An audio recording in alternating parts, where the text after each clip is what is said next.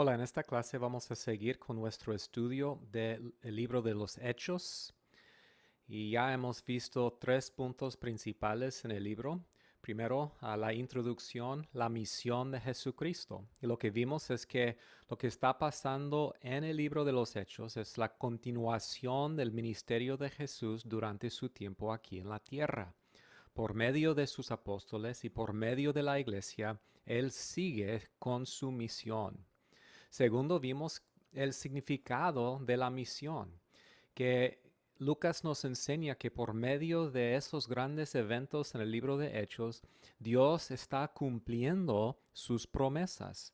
Cada momento, cada milagro, cada predicación, cada avance del Evangelio representa el cumplimiento de promesas y profecías específicas del Antiguo Testamento.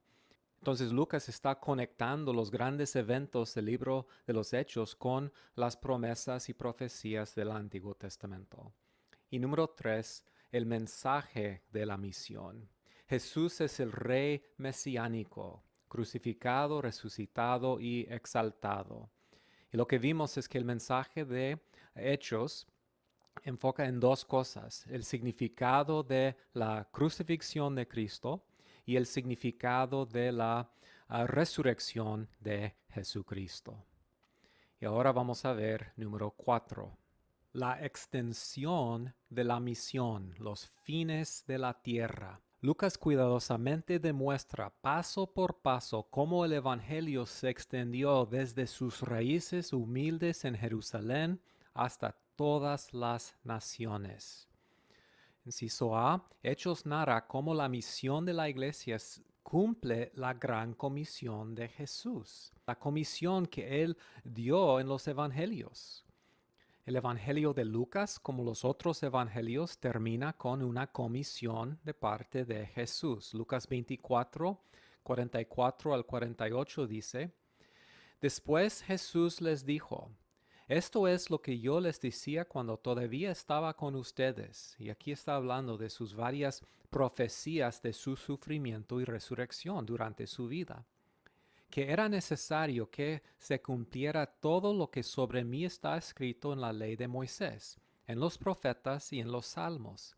Entonces les abrió la mente para que comprendieran las escrituras y les dijo: Así está escrito, que el Cristo parecerá y resucitará de entre los muertos al tercer día, y que en su nombre se predicará el arrepentimiento para el perdón de los pecados a todas las naciones, comenzando desde Jerusalén.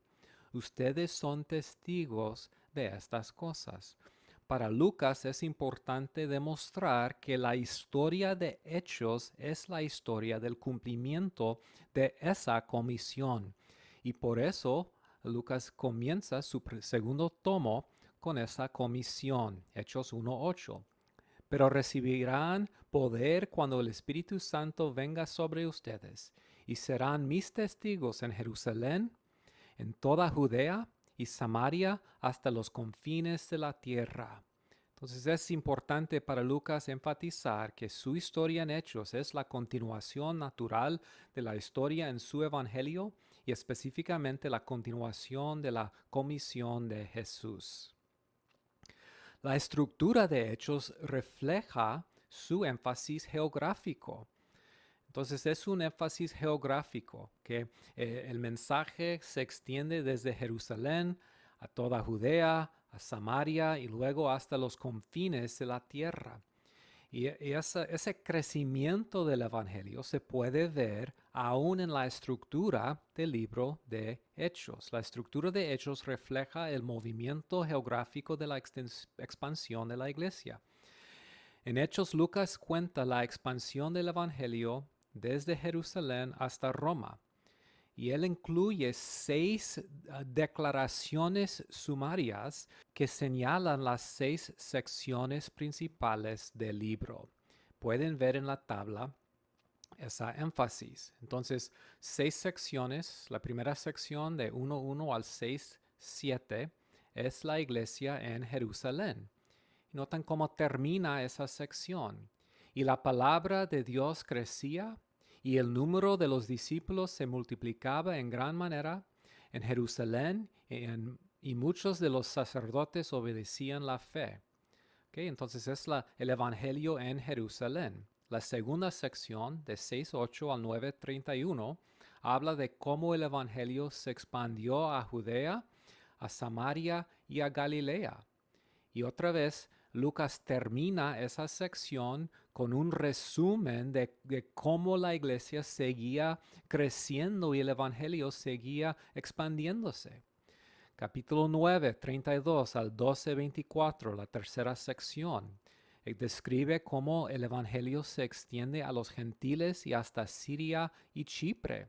Y Lucas termina esa sección con las palabras, y la palabra del Señor crecía y se multiplicaba. Siguiente sección, el Evangelio se extiende a Asia. Otra vez, un resumen termina el pasaje o la sección. Así que las iglesias eran confirmadas en la fe y diariamente crecían en número. Entonces, vez tras vez nos da un resumen de cómo el Evangelio y cómo la iglesia crecía. Siguiente sección, 16:6 a 19:20, el Evangelio se extiende hacia Europa.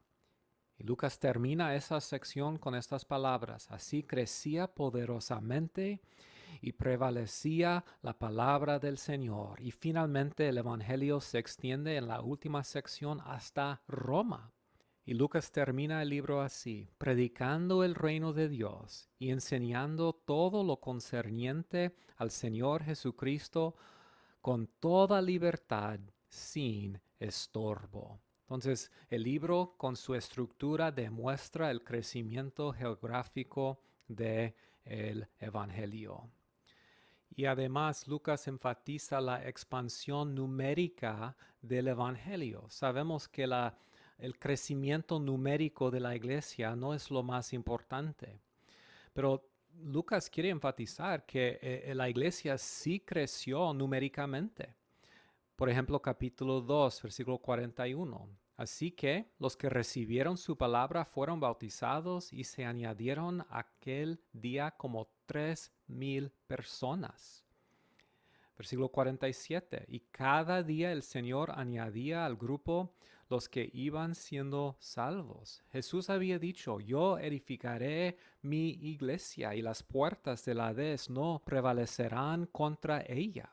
Y eso es lo que está pasando. Capítulo 4, versículo 4. Muchos de los que habían oído la palabra creyeron, y el número de los varones era como 5,000. Ha subido de 3,000 a 5,000. Y seguía aumentando el número de los que creían y aceptaban al Señor. Capítulo 6, versículo 7. Y la palabra de Dios se difundía, el número de los discípulos aumentaba considerablemente en Jerusalén e incluso muchos de los sacerdotes obedecían a la fe. Capítulo 9, versículo 31. E iba creciendo en número, fortalecida por el Espíritu Santo. 21:20. Ya ves, hermano, cuántos miles de judíos han creído, y todos ellos siguen aferrados a la ley. Entonces el trabajo de hacer discípulos de todas las naciones se está cumpliendo. El reino de Dios y la iglesia se está extendiendo.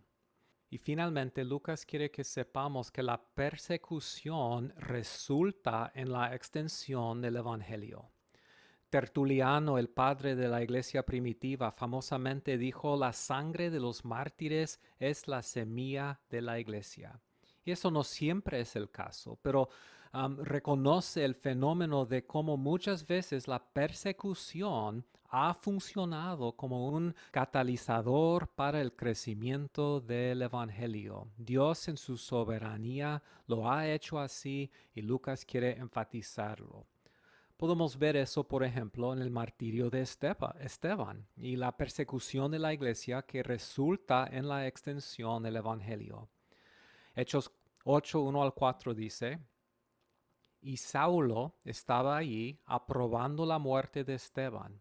Aquel día se desató una gran persecución contra la iglesia en Jerusalén, y todos, excepto los apóstoles, se dispersaron por las regiones de Judea y Samaria.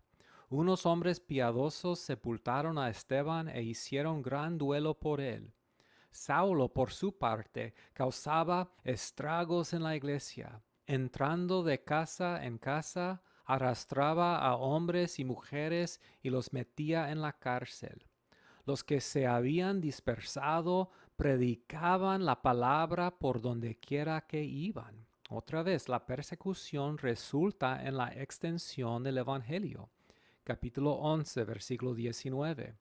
Los que se habían dispersado a causa de la persecución que se desató por el caso de Esteban, llegaron hasta Fenicia, Chipre y Antioquía sin anunciar a nadie el mensaje excepto a los judíos.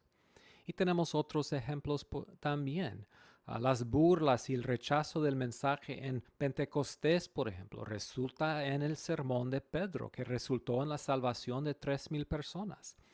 El arresto y la persecución de los apóstoles en los primeros capítulos resulta en varias oportunidades de testificar y predicar la palabra de Dios, que también resultó en el crecimiento de la iglesia.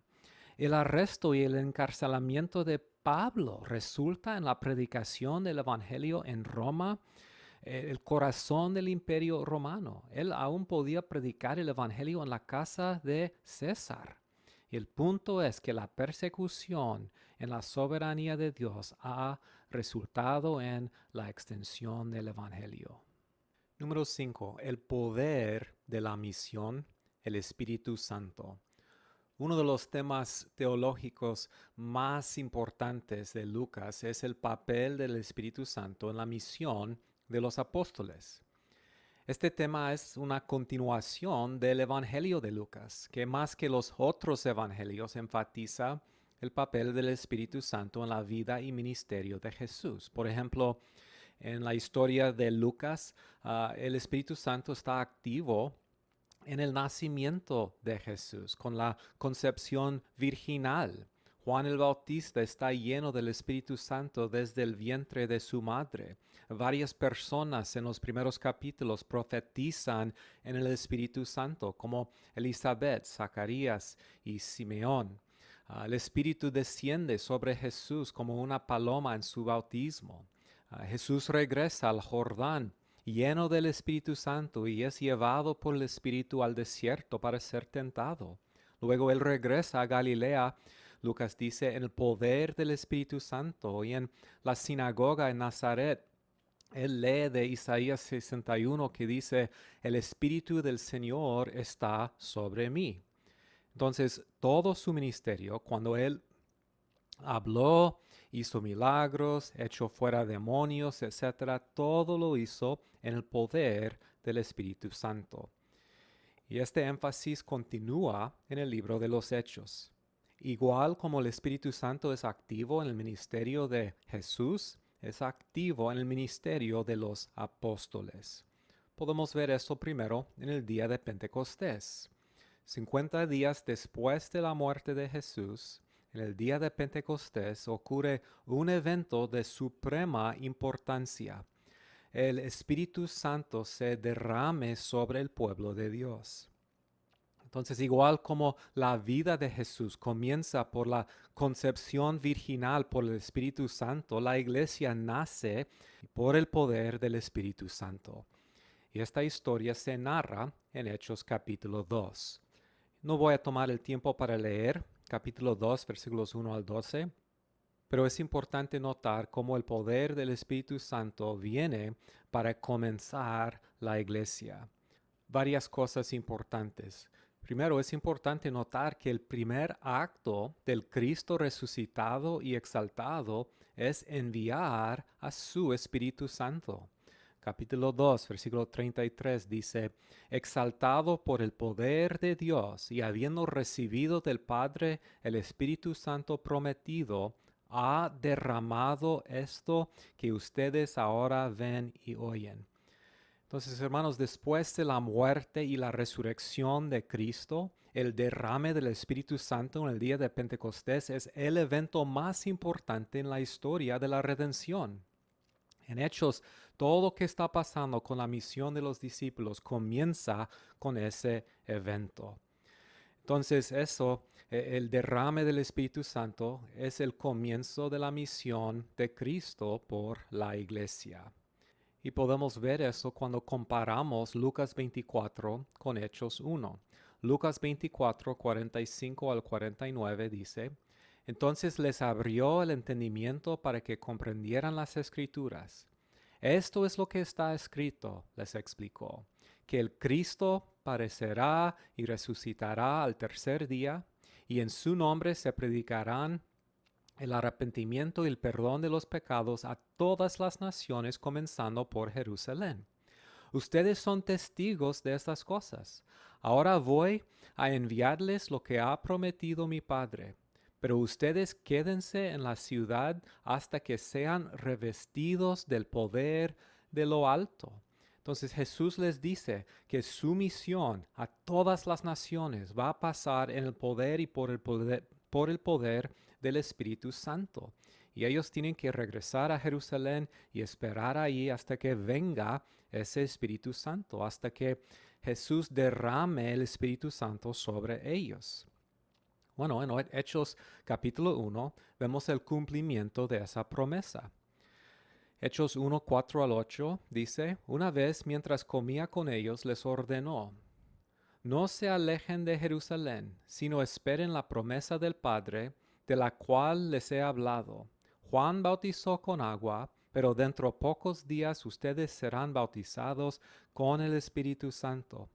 Pero cuando venga el Espíritu Santo sobre ustedes, recibirán el poder y serán mis testigos en Jerusalén, como en toda Judea y Samaria hasta los confines de la tierra. Entonces, 10 días después de la ascensión de Jesús al cielo, esa promesa se cumplió. El derrame del Espíritu Santo hace posible la misión del libro de Hechos. La misión, otra vez, es una extensión del poder de Jesucristo mismo. Él es el que derrame su Espíritu Santo sobre ellos. La misión de la iglesia se lleva a cabo por el poder del Espíritu Santo. Entonces, el libro de Hechos explica cómo pasa eso, cómo se cumple esas cosas. Primero, el Espíritu Santo les da poder a los seguidores de Jesús para la misión. Y podemos ver eso en muchos pasajes. Por ejemplo, capítulo 2, versículo 4 dice, todos fueron llenos del Espíritu Santo y comenzaron a hablar en diferentes lenguas según el Espíritu les concedía expresarse. En ese momento, en Pentecostés, el Espíritu Santo está obrando para que se extendiera el Evangelio a personas que hablan otros idiomas. Capítulo 4, versículo 8. Dice, Pedro, lleno del Espíritu Santo, les respondió. Entonces, la predicación de los apóstoles ocurre en el poder del Espíritu Santo. Capítulo 4, versículo 31 dice, todos fueron llenos del Espíritu Santo y proclamaban la palabra de Dios sin temor alguno. Entonces ellos pueden predicar con mucho poder el mensaje del Evangelio por la presencia del Espíritu Santo. Capítulo 7, versículo 55. Pero Esteban, lleno del Espíritu Santo. En capítulo 11, versículo 24, hablando de Bernabé, pues era un hombre bueno, lleno del Espíritu Santo y de fe. Un gran número de personas aceptó al Señor. El punto, hermanos, es que vez tras vez en la historia, todo lo que se está cumpliendo con la extensión poderosa del Evangelio y de la Iglesia está ocurriendo en el poder del Espíritu Santo. El Espíritu Santo guía el progreso del Evangelio a través de la historia. Por ejemplo, guía a Felipe con el etíope, guía a Pedro con Cornelio. El Espíritu Santo llama a la iglesia en Antioquía a que apartara a Pablo y a Bernabé para su misión. En sus viajes misioneros, el Espíritu Santo guía a Pablo en su misión. Por ejemplo, no deja que Pablo vaya a Asia y luego no deja que vaya a Bitinia y lo lleva a Troas y luego a Macedonia. En cada paso, cada avance del Evangelio, el Espíritu Santo está obrando y es el poder que da movimiento y que guía toda la misión de la iglesia. El Espíritu Santo es el que añada a las personas a la iglesia. Capítulo 15, versículos 7 al 9 dice, Hermanos, ustedes saben que desde un principio Dios me escogió de entre ustedes para que por mi boca los gentiles oyeran el mensaje del Evangelio y creyeran. Dios que conoce el corazón humano mostró que los aceptaba dándoles el Espíritu Santo, lo mismo que a nosotros. Sin hacer distinción alguna entre nosotros y ellos, purificó sus corazones por fe. Entonces, a través de la historia, el Espíritu Santo es el que añada a las personas a la iglesia. Es su obra que hace que una persona sea parte de la comunidad del nuevo pacto, que es la iglesia. Y finalmente, número 6, los beneficiarios de la misión, todas las naciones. Hechos continúa el tema de la inclusión de las naciones gentiles que vimos en los evangelios. Hechos demuestra que por medio de la predicación del Evangelio, Dios está cumpliendo sus promesas del Antiguo Testamento. Promesas como Isaías 42:6 que dice que el Mesías será luz para las naciones.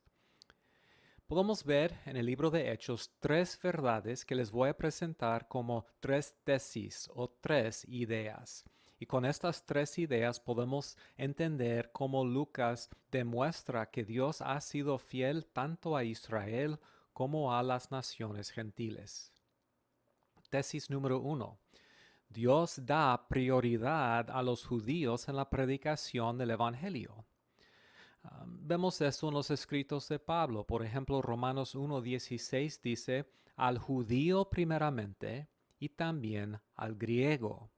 Bueno, eso es algo que Lucas también enfatiza. Por ejemplo, capítulo 3, versículo 26 de Hechos, Lucas dice, para ustedes en primer lugar, Dios, habiendo resucitado a su siervo, lo ha enviado para que los bendiga a fin de apartar a cada uno de ustedes de sus iniquidades. Entonces, para ustedes los judíos en primer lugar. Y es lo que Pablo había dicho en Romanos 1:16. También Hechos 13:46. Era necesario que la palabra de Dios les fuera predicada primeramente a ustedes. Pero ya que la rechazan y no se juzgan dignos de la vida eterna, así que ahora nos volvemos a los gentiles. Entonces el tema de la prioridad judía sigue a lo largo del libro. Por ejemplo, los apóstoles son judíos. Los primeros 3,000 que se convierten a Cristo son judíos. La iglesia primitiva en Judea es principalmente una iglesia judía. Pablo siempre va primero a los judíos, va a la sinagoga primero cuando llega a una ciudad. Entonces Lucas enseña que Dios no ha rechazado su pueblo. Tesis número 2. Los judíos han rechazado el mensaje de Jesús. Entonces Dios sí da prioridad a los judíos en la predicación del Evangelio, pero como los Evangelios, el libro de los Hechos enfatiza que los judíos han rechazado el mensaje de Jesús. Entonces es importante notar que eso fue uno de los énfasis importantes del Evangelio de Lucas. Podemos pensar, por ejemplo, en la primera historia del ministerio público de Jesús en Lucas capítulo 4, su predicación en la sinagoga de Nazaret. Esa ocasión no terminó bien. Ellos intentaron matarlo. Y a lo largo de la historia, Lucas demuestra la impenitencia y dureza del pueblo de Israel. Y Hechos sigue esa historia. Entonces podemos ver que la oposición comenzó con el liderazgo en Jerusalén. Y la oposición continúa en todo el imperio. Muchas veces leemos cosas como lo que se dice en capítulo 9, versículo 23. Después de muchos días los judíos se pusieron de acuerdo para hacerlo desaparecer. Capítulo 25, versículo 7. Cuando éste se presentó, los judíos que habían bajado de Jerusalén lo rodearon, formando contra él muchas acusaciones graves que no podían probar. Son ilustraciones de la resistencia de los judíos al mensaje del Evangelio y al ministerio de los apóstoles. Además, según Esteban, el rechazo por los líderes y por los judíos del mensaje simplemente refleja la historia rebelde de los judíos. Entonces, lo que pasó en los evangelios y en lo que está pasando en el libro de Hechos es una continuación de la rebelión de la nación a lo largo de su historia. Capítulo 7, en el sermón de Esteban, versículos 51 al versículo 54. Tersos, duros de corazón y torpes de oídos. Ustedes son iguales que sus antepasados. Siempre resisten al Espíritu Santo. ¿A cuál de los profetas no persiguieron sus antepasados? Ellos mataron a los que de antemano anunciaron la venida del justo, y ahora a éste lo han traicionado y asesinado. Ustedes que recibieron la ley promulgada por medio de ángeles y no la han obedecido. Al oír esto, rechinando los dientes, montaron en cólera contra él. Entonces, ¿qué es el punto? Toda la historia de Israel es una historia de rebelión. Número 3. Este rechazo ha abierto la puerta a los gentiles. Eso también fue un énfasis en Lucas. En la sinagoga, en capítulo 4 de Lucas, Jesús dijo: sin duda me diréis este refrán: médico, cúrate a ti mismo. Y ningún profeta es acepto en su propia tierra. Y luego les dice que en los días de Elías había muchas viudas en Israel, pero el profeta ayudó a una mujer de Sidón. Y en los días de Eliseo había muchos leprosos en Israel, pero el profeta ayudó a Naamán el sirio. Entonces ese énfasis sigue en todo el Evangelio de Lucas y ahora en el libro de los Hechos. Cuando los judíos rechazan a Pablo, entonces él lleva su mensaje a los gentiles, y eso pasa una y otra vez en Hechos. Por ejemplo, capítulo 18, versículo 6. Pero cuando los judíos se opusieron a Pablo y lo insultaron, éste se sacudió la ropa en señal de protesta y les dijo: caiga la sangre de ustedes sobre su propia cabeza. Estoy libre de responsabilidad. De ahora en adelante me dirigiré a los gentiles. Entonces, número 2, en Hechos, Lucas toma mucho tiempo para demostrar que la salvación de los gentiles siempre ha sido parte del plan y de los propósitos de Dios. No es plan B, no es algo nuevo, es algo que Dios siempre había planeado. Por ejemplo, capítulo 10, versículos 34 y 35. Pedro tomó la palabra y dijo: ahora comprendo que en realidad para Dios no hay favoritismos, sino que en toda nación Él ve con agrado a los que temen y actúan con justicia. Lo que está pasando en los gentiles es parte del plan de Dios. Y de hecho, hermanos, el libro de Hechos termina con este punto: el rechazo del mensaje por los judíos y cómo Pablo ahora va a predicar el mensaje a los gentiles. Mire lo que dice Lucas en capítulo 28, versículos 23 al 28. Y otra vez es importante notar que esos son los últimos versículos. Eso es el último pasaje del libro de Hechos. Señalaron un día para reunirse con Pablo y acudieron en mayor número a la casa donde estaba alojado. Desde la mañana hasta la tarde estuvo explicándoles y testificándoles acerca del reino de Dios y tratando de convencerlos respecto a Jesús partiendo de la ley de Moisés y de los profetas. Unos se convencieron por lo que él decía, pero otros se negaron a creer. No pudieron ponerse de acuerdo entre sí y comenzaron a irse cuando Pablo añadió esta última declaración. Con razón el Espíritu Santo les habló a sus antepasados por medio del profeta Isaías diciendo, y aquí tiene una cita de Isaías 6, Ve a este pueblo y dile, por mucho que oigan, no entenderán, por mucho que vean, no percibirán, porque el corazón de este pueblo se ha vuelto insensible. Se les han embotado los oídos y se les han cerrado los ojos. De lo contrario, verían con los ojos, oirían con los oídos, entenderían con el corazón y se convertirían y los sanaría. Por lo tanto, quiero que sepan que esta salvación de Dios se ha enviado a los gentiles y ellos sí escucharán. Y así podemos terminar nuestro estudio del libro de los Hechos. Dios, por medio de la Iglesia, por medio de la predicación de los apóstoles, en el poder del Espíritu Santo, está llevando su mensaje a todas las naciones. Es una iglesia internacional, es una iglesia multicultural, y así se demuestra el poder de Dios.